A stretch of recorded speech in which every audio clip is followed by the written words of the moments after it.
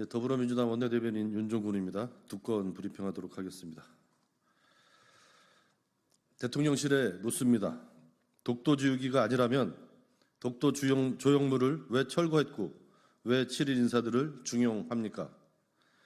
대통령실은 있지도 않은 독도 지우기를 왜 야당이 의심하는 것인지 저희를 묻고 싶다고 강변했습니다.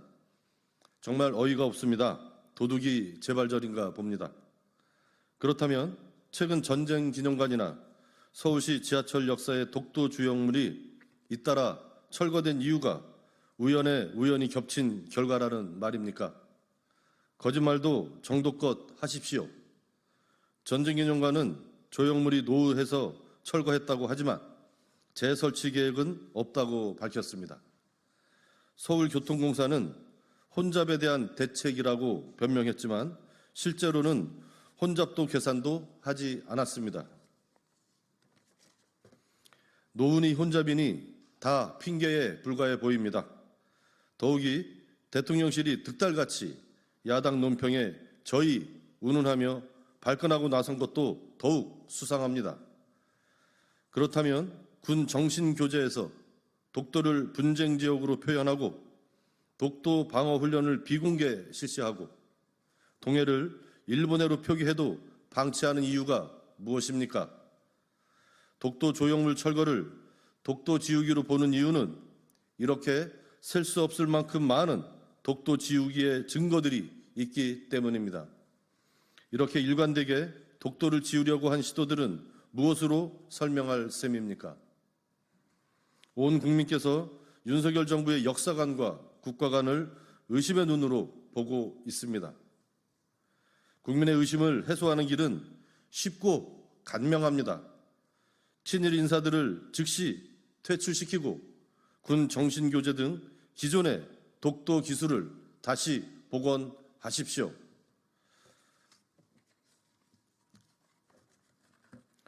윤석열 정부와 국민의힘은 제대로 된 추석 민생 안정 대책을 내놓아야 합니다. 윤석열 정부와 국민의힘은 어제 총리 공관에서 고위 당정 협의회를 쌀값과 한우 가격 안정 대책을 밝혔습니다.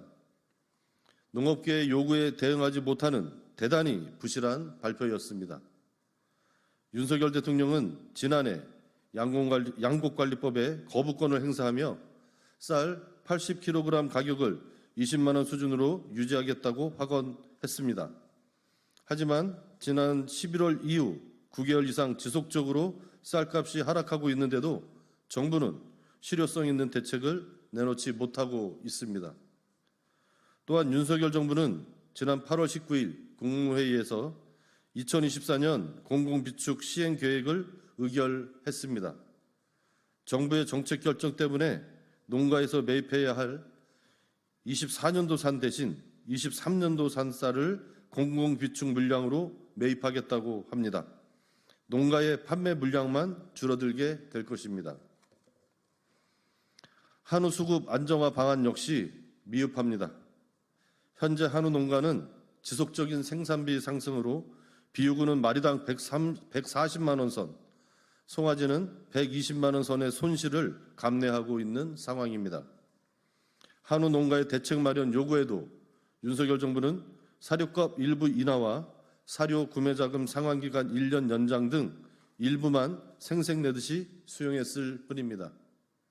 눈 가리고 아웅하는 방식으로는 문제를 해결할 수 없습니다. 지금 우리 농민들께 필요한 것은 하는 신용이 아니라 제대로 된 대책입니다. 실효성 있는 대책을 만들 능력이 안 되거든 농민들의 요구부터 수용하기 바랍니다. 예, 마치겠습니다.